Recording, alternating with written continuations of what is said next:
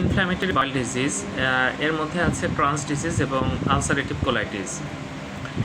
Crohn's disease আমাদের oral cavity থেকে শুরু করে আমাদের অ্যানাস পর্যন্ত যে কোনো জায়গায় হতে পারে, কিন্তু আলসারেটিভ কোলাইটিস সাধারণত একটা কোলনে হয়।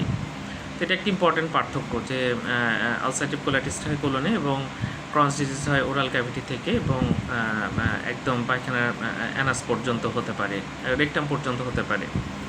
তো যাই হোক, এই অসুখগুলো ক্রনিক ডিজিজ এবং এই অসুখগুলো কিন্তু ক্রনিক ব্লাডি ডায়রিয়া নিয়ে আমাদের কাছে প্রেজেন্ট করতে পারে। ওয়েট লস থাকে, দেখা যাচ্ছে দীর্ঘদিন ধরে ডায়রিয়া হচ্ছে, ওয়েট লস থাকছে। এবং ক্রনস ডিজিজ অনেক সময় কিন্তু দেখা যাচ্ছে যে ফিস্চুলা হতে পারে, দেখা যাচ্ছে পেটের ইন্টেস্টাইনের সাথে স্কিনের একটা কানেকশন তৈরি হয়ে যেতে পারে।